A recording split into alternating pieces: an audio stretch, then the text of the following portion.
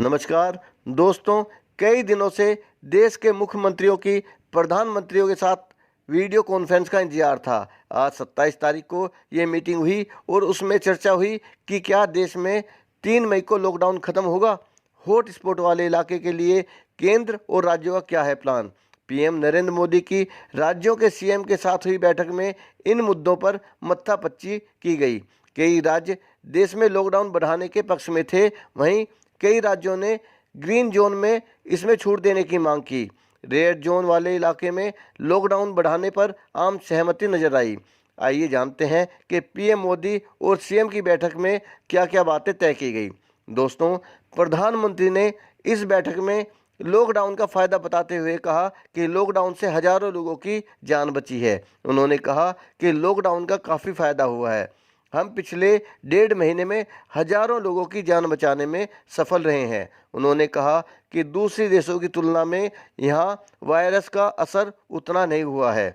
वहीं प्रधानमंत्री ने राज्यों से हॉट स्पॉट और रेड जोन वाले क्षेत्रों में लॉकडाउन सख्ती से लागू करने का आग्रह किया। उन्होंने कहा कि राज्यों को कोशिश करनी चाहिए कि रेड जोन को ऑरेंज जोन में और उसके बाद ग्रीन जोन में बदला जाए।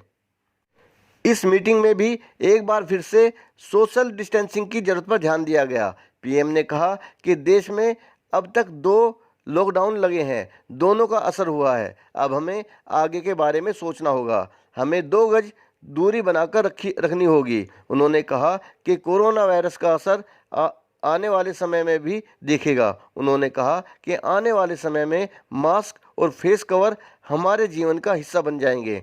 उन्होंने लोगों से अपील की कि वे ऐसी परिस्थिति में जिम्मेदारी निभाएं। इन बातों से ये अंदाज़ा लगाना बिल्कुल भी मुश्किल नहीं रहा कि लॉकडाउन अभी लंबे समय तक चल सकता है। पीएम मोदी ने बैठक में कहा कि हमें देश की अर्थव्यवस्था पर भी ध्यान देना होगा। उन्होंने कहा कि हमारी अर्थव्यवस्था की सेहत ठीक है और हमें इसे लेकर घबराने की जरूरत नहीं है। ऑरेंज और ग्रीन जोन में आर्थिक गतिविधियों को छूट दी जा सकती है। उन्होंने कहा कि साथ ही साथ हमें संक्रमण से भी लड़ना होगा। उन्होंने बैठक में तकनीक के इस्तेमाल और सुधारात्मक कदम उठाने की बात पर बल दिया। इस मीटिंग में विदेश में फंसे हुए भारतीयों को लाने के बारे में भी बातचीत हुई।